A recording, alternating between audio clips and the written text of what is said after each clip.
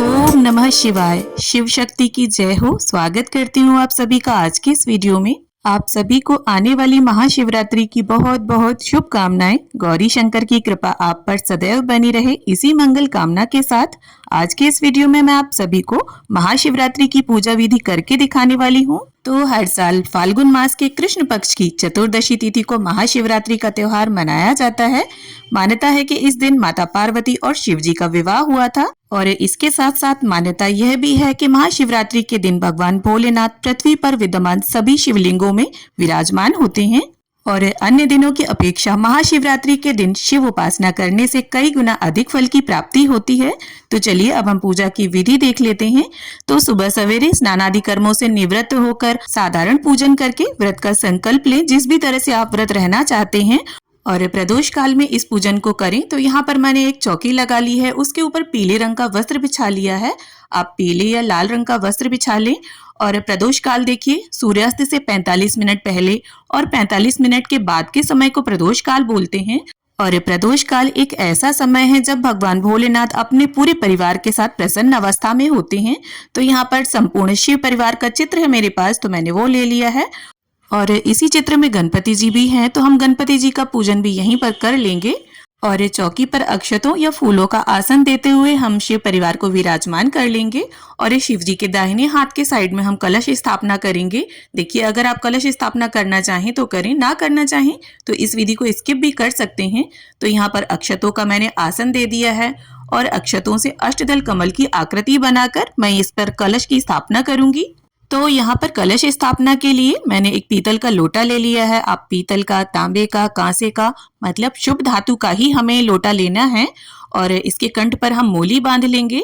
देखिए, महाशिवरात्रि के दिन आप सुबह सवेरे स्नान आदि करके किसी भी शिवालय में जाएं, वहां पर शिव जी का पूजन करें, अभिषेक करें और शाम के समय इस पूजन को विधि पूर्वक करें। तो लोटे में सबसे पहले हमें गंगा जल डालना है, उसके शुद्ध जल से इसे कंठ तक भर लेंगे हम। अब इसके बाद लोटे के अंदर हमें एक सुपारी, 1 रुपए का सिक्का, हल्दी की गांठ और थोड़े अक्षत डालने हैं।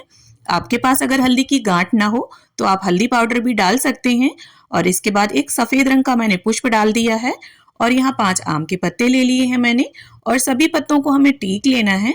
और देखिए, अगर आपको आम के पत्ते ना मिले तो आप इनकी जगह पर अशोक के पत्ते भी प्रयोग कर सकते हैं। और कलश के अंदर हम इन्हें सजा लेंगे और इसके बाद चावलों से भरा हुआ हमें एक पूर्ण पात्र लेना है और कलश के ऊपर उसे रख देंगे और इसके साथ ही कलश पर हम स्वास्तिक का चिन्ह बना लेंगे। देखिए, स्वास्तिक का जो चिन्ह होता है वो बहुत ही शुभ होता है, तो आप कलश पर इस तरह से रोली से या चंदन से स्वास्तिक का चिन्ह बना लें। अब इसके बाद सभी देवी देवताओं का स्मरण करते हुए हम कलश को विराजमान कर लेंगे और इसके बाद हमें लेना है एक शुद्ध देसी घी का दीपक और कलश के ऊपर हम इसे रख देंगे। देखिए, यहाँ पर मैं दीप कलश स्थापित कर रही हूँ, आप चाहें तो नारियल रखकर श्री कलश भी स्थापित कर सकते हैं। और दीपक को प्रज्वलित करके एक हमें शुभ धातु का पात्र लेना है। तो यहाँ पर पीतल की एक प्लेट ले ली है मैंने और इसके बाद हमें लेना है एक बेलपत्र। शिव जी के पूजन में बेलपत्र का अत्यधिक महत्व होता है, तो बेलपत्र का आसन देते हुए यहाँ पर हम शिवलिंग को विराजमान कर लेंगे। तो देखिए, अगर आपके पास इस तरह से शिवलिंग ना हो तो आप पार्थिव शिवलिंग यानी मिट्टी से शिवलिंग बनाकर भी उनका पूजन कर सकते हैं। अब सभी की स्थापना के बाद सीधे हाथ में पुष्प और अक्षत लेकर हम सभी देवी देवताओं का आह्वान कर लेंगे पूजा में सम्मिलित होने के लिए और इसके बाद ही पूजन को प्रारंभ करेंगे। तो एक तांबे के लोटे में हमें गंगा जल मिश्रित शुद्ध जल भर लेना है और इसके बाद अब हम शिव जी का अभिषेक करेंगे इस प्रकार से 4 बार जल छोड़ते हुए, जिसका अर्थ होता है कि हमने सबसे पहले हाथ धुलाए, पैर धुलाए, कुल्ला कराया, इसके बाद स्नान कराया और जल की धारा का वेग हमें धीमा ही रखना है। इसके बाद मैं शिव जी का कच्चे दूध से अभिषेक करूंगी। आप गाय के कच्चे दूध से, पंचामृत से, फलों के रस से, गन्ने के रस से, जिससे भी आप शिव जी का अभिषेक करना चाहें उससे करें और अभिषेक करते समय नमः शिवाय, ओम नमः शिवाय का मंत्र जप लगातार करते रहें। और जिस भी चीज से आप अभिषेक करें उसके बाद शुद्धोदक स्नान यानी वापस से शुद्ध जल से हमें अभिषेक कर लेना है। कोई भी वस्तु शिवलिंग पर लगी नहीं रहनी चाहिए, इससे हमें दोष लगता है। अब इसके बाद अभिषेक के जल को तुलसी जी के पौधे को छोड़कर आप किसी भी पौधे में डाल दें और जो बेलपत्र का आसन दिया था हमने उसे आप धुलकर दोबारा से यूज कर सकते हैं। अब इसके साथ ही देखिए, गंगा जल और फूल की सहायता से स्नान की भावना से हम सभी को छींटा दे देंगे और चौकी का भी पवित्रीकरण कर लेंगे। अब स्नान के बाद जिस तरह से वस्त्र धारण किए जाते हैं, ठीक उसी प्रकार से यहाँ पर पार्वती माता को मैं लाल रंग की चुनरी अर्पित कर दूंगी। अब यहाँ पर अगर आप चाहें तो शिव जी को पीला या सफेद रंग का वस्त्र धारण करवा सकते हैं। मैं यहाँ पर वस्त्र की भावना से शिव जी को कलावा अर्पित कर रही हूँ। आप कलावे के साथ साथ जनेऊ अर्पित करना चाहें तो वो भी कर सकते हैं। अब देखिए, गणपति जी का पूजन हम इसी चित्र में कर रहे हैं। अगर आप चाहें तो अलग से भी गणपति जी की स्थापना कर सकते हैं। तो गणपति जी का हम चंदन रोली से टीका करेंगे, उस पर अक्षत अर्पित करेंगे और गणपति जी को यहाँ पर मैं लाल रंग का गुलाब समर्पित करूंगी। अगर आपको गुड़हल का पुष्प मिल जाता है तो आप गणपति जी को वो अर्पित करें। इसके साथ ही धूप घास अर्पित कर दूंगी। देखिए, व्यवस्था जिस चीज की बन जाए उससे आप पूजन करें, ना हो वो चीज तो कोई दिक्कत वाली बात नहीं है, आप बिना उस चीज के भी पूजन कर सकते हैं। अब अष्टगंध चंदन से हम शिव जी को त्रिपुंड लगाकर सुसज्जित कर लेंगे और त्रिपुंड पर अक्षत अर्पित करेंगे। देखिए, अक्षत जो भी पूजा में आप प्रयोग करें वो पूरा होना चाहिए, टूटा हुआ नहीं होना चाहिए। अब इसके बाद देखिए, शिव जी के पूजन में सबसे अधिक बेलपत्र का महत्व होता है, तो बेलपत्र को हम टीक लेंगे।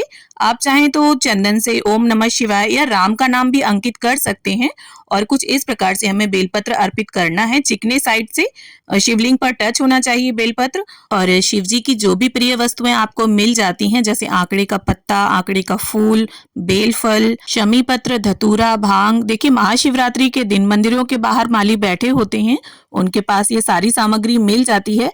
तो जब आप सुबह पूजन करने जाएं तो सारी सामग्री घर के पूजन के लिए भी लेकर आएं। और ये देखिए, एक महत्वपूर्ण बात, जब आप घर पर पूजन करेंगे तो शिवलिंग की जो जलाधारी होती है उसे उत्तर दिशा में रखें और आपको उसके पीछे यानी दक्षिण दिशा में बैठकर ही पूजन करना है। देखिए, मंदिर में जब हम जाते हैं तो काफी भीड़ होती है, तो दिशा के अनुसार पूजन नहीं कर पाते हैं, लेकिन घर पर अगर आप पूजन करें तो नियमों के अनुसार करें। तो शिव जी की प्रिय वस्तुएं अर्पित करने के बाद अब हम सभी को पुष्प अर्पित कर देंगे। तो शिव जी को आप सफेद रंग के, माता पार्वती और गणपति जी को लाल रंग के, इस प्रकार से आप सभी को पुष्प अर्पित करें। उससे पहले हम संपूर्ण शिव परिवार को तिलक कर लेंगे और साथ ही दीप देव का भी पूजन कर लेंगे। और ये देखिए, शिव परिवार में नंदी जी भी सम्मिलित होते हैं, तो उनका पूजन भी आपको अवश्य रूप से करना है। और ये देखिए, जब भी आप पूजन करें शुद्ध अवस्था में ही आपको पूजन करना चाहिए। अगर अशुद्ध अवस्था है तो स्नान इत्यादि करके ही आप इस पूजन को करें। अब इसके साथ ही देखिए, सभी को हम इत्र समर्पित कर देंगे। अब महाशिवरात्रि का दिन शिव पार्वती जी की वैवाहिक वर्षगांठ के रूप में मनाया जाता है, तो यहाँ पर हम माता पार्वती को कुछ श्रृंगार का सामान अर्पित कर देंगे। उसमें देखिए, आपको 5 चीजें अवश्य रूप से लेनी है, जिसमें चूड़ी, बिंदी, महावर, मेहंदी, सिंदूर ये जरूर होना चाहिए। इसके अलावा आप 16 श्रृंगार भी अर्पित कर सकते हैं। अब इसके बाद देखिए, नंदी महाराज को भी हम धूप घास अर्पित कर देंगे। और फाल्गुन मास की महाशिवरात्रि में बेर का अत्यधिक महत्व होता है, तो अगर बेर उपलब्ध हो जाए तो आप बेर का भोग जरूर समर्पित करें। और इसके साथ घर पर जो भी ऋतु फल उपलब्ध हो उनका भोग लगाएं, क्योंकि महाशिवरात्रि के दिन सभी का व्रत होता है, तो आप फलाहार ही भोग अर्पित करें, जिससे प्रसाद में वो सभी लोग ग्रहण कर सकें। अब सीधे हाथ में पुष्प या अक्षत लेकर हम महाशिवरात्रि के व्रत की कथा को पढ़ लेंगे या सुन लेंगे। और कथा संपन्न होने के बाद हाथ के पुष्प या अक्षत हम भगवान के चरणों में छोड़ देंगे। अब इसके बाद देखिए, प्रेम पूर्वक एक शुद्ध देसी घी के दीपक से हम गणपति जी की संपूर्ण शिव परिवार की आरती उतार लेंगे। और यहाँ पर अगर आप चाहें तो कपूर से भी आरती कर सकते हैं, क्योंकि भगवान भोलेनाथ को कपूर आरती भी अति प्रिय होती है। अब इसके साथ ही सीधे हाथ में शुद्ध जल लेकर हम 3 बार चौकी के आसपास फिराकर पूजा का आचमन कर लेंगे और सभी से पूजा में रही कमियों के लिए क्षमा याचना कर लेंगे और ऐसी प्रार्थना कर लेंगे कि हे माता पार्वती, हे भोलेनाथ, हम पर और हमारे परिवार पर सदैव अपनी कृपा बनाए रखना। अब यहाँ पर देखिए, जब हम शिव जी का पूजन करते हैं तो हम घंटी का प्रयोग नहीं करते हैं। शिव जी के पूजन में घंटी की जगह पर डमरू का प्रयोग किया जाता है। तो इस प्रकार से हम डमरू बजाकर भगवान भोलेनाथ को प्रसन्न करेंगे। तो इस प्रकार से हमारी महाशिवरात्रि व्रत की पूजा संपन्न होती है। उम्मीद करती हूँ वीडियो आप सभी को पसंद आए। वीडियो अगर थोड़ी भी अच्छी लगे, थोड़ी भी पसंद आए तो प्लीज वीडियो को लाइक करें, शेयर करें और मेरे साथ जुड़े रहने के लिए चैनल को सब्सक्राइब कर लें। मिलती हूँ आप सभी से एक नए वीडियो में, तब तक के लिए ओम नमः शिवाय।